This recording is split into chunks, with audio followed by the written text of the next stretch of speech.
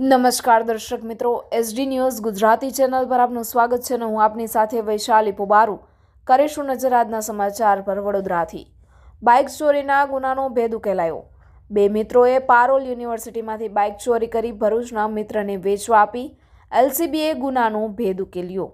વડોદરાની પારોલ યુનિવર્સિટીમાં અભ્યાસ કરતા વિદ્યાર્થીએ રૂપિયાની જરૂરિયાત હોય બાઇક ચોરીના રવાડે ચડેલા બે મિત્રોને ભરૂચ એલસીબી પોલીસે ઝડપી પાડ્યા હતા.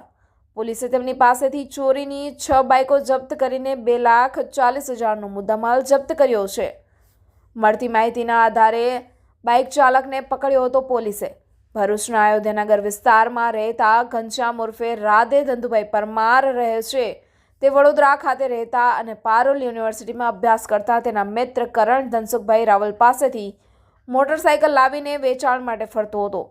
આ બાજુ ભરૂચ લોકલ ક્રાઇમ બ્રાન્ચની ટીમના પીએસઆઈ MM રાઠોડ સાહેબ અને તેમની ટીમ શહેરમાં પેટ્રોલિંગમાં હતી. તે સમયે ભરૂચ શહેરમાં શક્તિનાથ સર્કલ પાસે એક ઈસમ શંકાસ્પદ નંબર પ્લેટ વગરનું કાળા કલરનું બાઇક વેચવા માટે ફરે છે. આવી માહિતીના આધારે ઘનશ્યામ પરમાર આવતા તેને રોકીને ગાડીના કાગળો માંગતા તે આપી શક્યા ન હતા. આ બાઇક વડોદરાના તેના મિત્રએ આપી હોવાની કેફિયત આપી હતી. બીજી 4 ચોરીની બાઇકો સંતાડી રાખી હતી, જેથી એલસીબી ટીમે વડોદરાના કરણ રાવલની તપાસ કરતા તેની પાસેથી પણ એક એક્ટિવા મોપેડ મળી આવી હતી. તેની પણ પૂછતાછ કરતા બંને ભાંગી પડ્યા હતા. જેમાં આરોપી કરણ રાવલે કબૂલાત કરી હતી કે મારે પૈસાની જરૂર હોય, જેથી હું વડોદરા ખાતે આવેલી પારોલ યુનિવર્સિટીમાં અભ્યાસ કરતો હતો. ત્યાંથી 5 ટુ વ્હીલર ચોરી કરી લઈ આવેલો અને એક બાઇક ભરૂચ ABC ચોકડી નજીકથી બાઇક ચોરી કરી લાવ્યો હતો.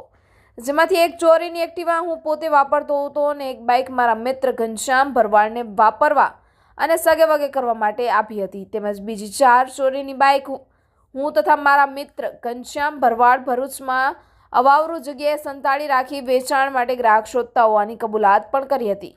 પોલીસે ચોરીની કુલ 6 બાઇકો શોધી કાઢી હતી, જેથી પોલીસે બંને મિત્રોને સાથે રાખીને અલગ અલગ સ્થળે સંતાડી રાખેલી 4 બાઇકો પણ શોધી કાઢી હતી.